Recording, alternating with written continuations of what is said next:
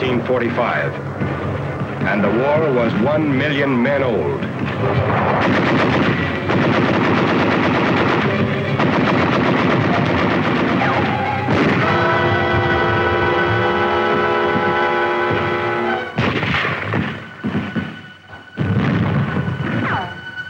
Hang on, kid. Keep your eyes shut tight and drink. They're moving you back now. Don't give up. Just hang on. The road back is bumpy and maybe the pain blurs your eyes. But listen. The sound of battle grows dim.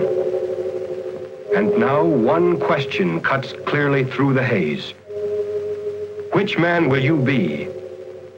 The one who gets hurt and dies? Or the one who gets hurt and lives? When the dizziness stopped, when the fog cleared, an army nurse was at your side. A woman who meant safety and comfort and home to thousands of men before you. A woman who meant all those things to you. A nurse brought another American's blood to your side to pour new strength into your veins. A nurse handed clamps to the surgeon and counted sponges. A nurse prepared and administered the anesthetic and watched you constantly for any telltale change in your breathing or blood pressure, all working with the same purpose: to ease the pain of war, to help save lives.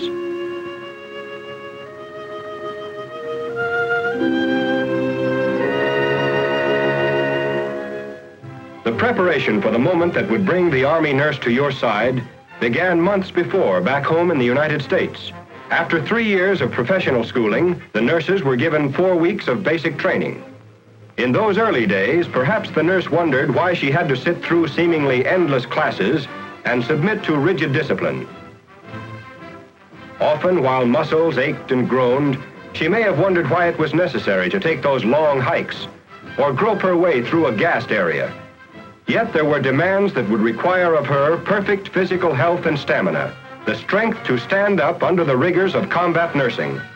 4 weeks of basic training finished, the Army nurse was ready to serve wherever the Army needed her most. She might have found herself stationed in a general hospital right here at home, or perhaps assigned to a mobile hospital unit overseas. After she arrived, she may have helped to build the very hospital in which she worked. For the field hospital or the evacuation hospital, like a circus, had to be able to pack up and move on at a moment's notice. Its primary function was to offer immediate surgical treatment to the wounded, and that meant following ever-changing battle lines.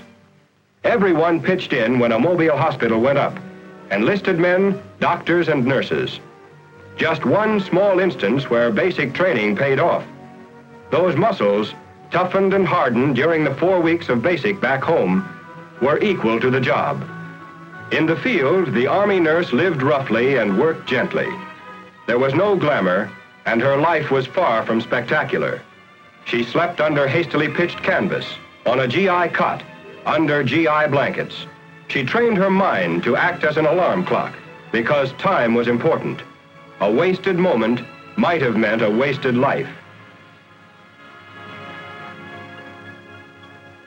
She lived a life completely stripped of luxuries, and yet she asked for no more luxury than a patient's smile when his pain was eased.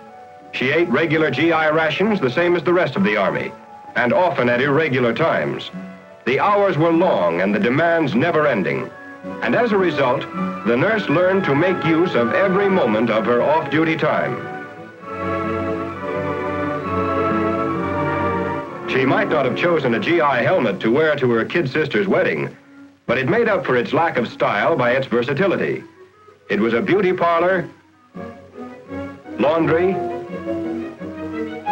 cooking pot, wash basin, all rolled up into one. A little community in size 7. She spent some of her time writing letters, not the having a wonderful time, wish you were here kind, but letters filled with all the drama of her days, with stories of the courage and spirit of the men over whom she watched. A few moments could always be found for prayer. others for lounging about talking of home. She may have longed to wear the evening dress sent from home, but probably only had the chance to talk about it. Usually she wore olive drab or battle gray. Her uniform at all times was her badge of service. But however she spent her off-duty time, she was always eager to return to the hospital where the wounded were fighting for their lives. For first and foremost, and at all times, she was a nurse, offering professional and skilled care to the sick and wounded. A nurse first, a woman second, and an officer third might well serve as the slogan for every member of the Nurses Corps. Complete recovery of the patient in war or peace depends not only upon the use of drugs, but on the skill with which they are administered and the care that follows. The nurse must be capable of recognizing at once any symptoms in her patients which demand immediate treatment, because if serious consequences are to be avoided, medical treatment must be on hand the moment any symptoms appear. Professionally skilled and capable, in her there is the tenderness of all women, of mother and sister and friend. Her voice and touch lend encouragement, instill hope. It's the surgeon who saves a man's life. It's the nurse whose tender care helps him to live.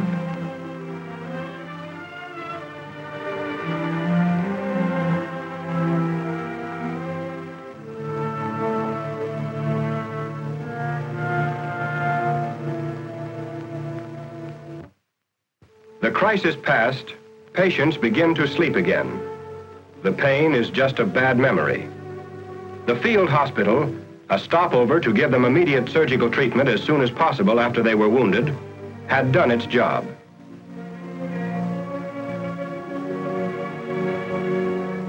The evacuation hospital was another stopover on the trip back through the medical chain.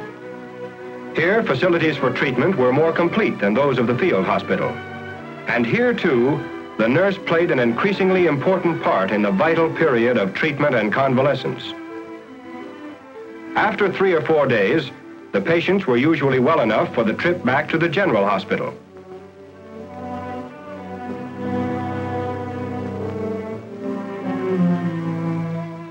Trains waited for them, hospital wards on wheels.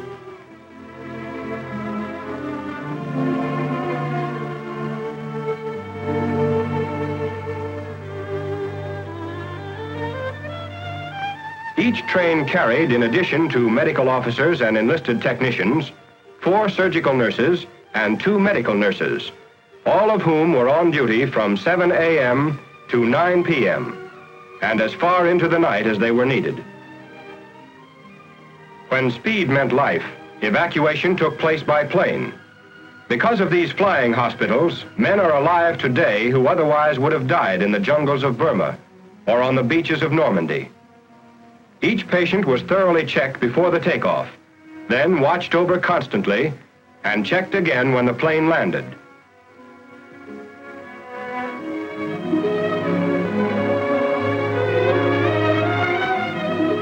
While in the air, the flight nurse was in complete charge, ready to handle every emergency and doing everything a doctor would have to do, except operate. Air evacuation was difficult and required specialized skill and training. The flight nurse had to be prepared for the unexpected. For the next moment, it might have and often did happen. At the General Hospital in the theater of operation, other skilled teams of surgeons and nurses stood ready to take over where the frontline hospitals left off. Whether a hospital is under canvas out in the field or in a solid structure in a city, its routine, like the nurse's routine, doesn't vary, and its principal aim remains fixed: to offer the best possible medical care to the sick and wounded. Nurses sterilized the operating equipment, the surgical gowns and gloves, prepared drugs, laid out the instruments which the doctor needed for his next operation, and kept accurate records of each patient's history and progress. While in a civilian hospital, the ratio is usually 1 nurse to every 3 beds. In an Army hospital, it is always many times that number. To help lift the burden from the nurse's shoulders, Enlisted technicians trained in special schools are assigned to work under her direct supervision. One of her biggest jobs is to teach these technicians both in the classroom and in the hospital wards. This means added responsibility for the nurse, for although she has less personal contact with her patients, she has to direct the activities of the personnel assigned to her so that the treatment and well-being of her patients is assured. Relaxation and entertainment are an important part of medical treatment. To this general hospital overseas came an all-star show, and the Army nurse shared the fun with her patients, to whom the sound of laughter from home often meant more than medicine. Later on, she may have spent a few minutes with the star. And there were times when she herself was the star of the show, like this nurse, the first woman to land on Bougainville. The umpire calls batter up, and the game is on. Army versus Army, as the nurses play the wax.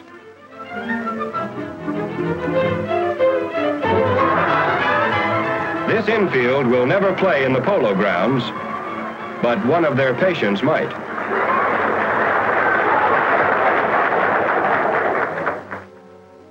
Off duty for a while, some nurses strolled through the streets and buildings of ancient cities. Others preferred a round of golf, or a swim somewhere if the weather was right. Then it was always back to duty, back to the sick and wounded, back to the hospital, around which the life of an Army nurse revolves. Those patients scheduled for a trip back home for the final period of convalescence travel on a hospital ship as fully equipped as a stationary hospital. Now, as before, the Army nurse stands by ready to minister to every need.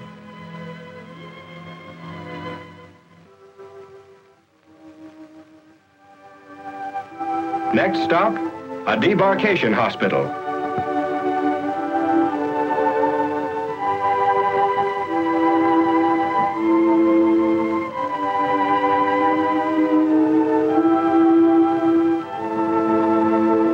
Then a general hospital in the United States and complete recovery. And this is the end of the long chain of evacuation, the general hospital back home. Here, the Army nurse works patiently with her hands, her head, and her heart. Here, she gently guides men back to the way of life they fought to protect. Although she might have volunteered to serve overseas, although she might chafe at what she considered the inactivity of working in a hospital in the United States or Alaska or Panama, the Army nurse soon learned that a battle line was wherever a soldier was stationed. What words of praise can measure up to these women whose very lives are given to nursing sick and wounded men? 1 million sick and wounded men, back to life and health. And yet praise is offered. Long hours of tireless service were remembered and recognized. The Army nurse, decorated for bravery and valor above and beyond the call of duty. And these nurses, imprisoned for 3 long years by the Japanese, asked only that they be returned to duty, for they could never forget the faces of American men tortured and killed by the enemy. Wherever transports took our soldiers, they also took the Army nurse to work by day, by night, on distant battlefields, to help make shattered bodies whole, to bring smiles to faces twisted with pain, to serve at the side of the American soldier during peace and war. This is the Army Nurse USA, ready to serve anywhere, under any circumstances, in time of need.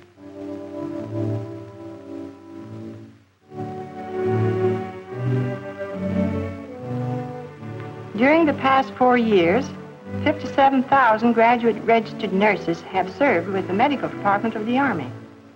For us, the war is not yet over. Many nurses are still being sent to overseas theaters to care for American soldiers. These are replacements for nurses who served overseas during the war. And the war is not yet over for many of our patients. More than 300,000 patients are in Army hospitals throughout this country. many of whom will be forced to remain there for a long time to come. These men are not asking for much. They have never asked for much. They are the most wonderful patients in the world. But the war has cost them much more than any of us have been asked to give. Army nurses seldom ask for much either. But today, they are asking you to buy a bond.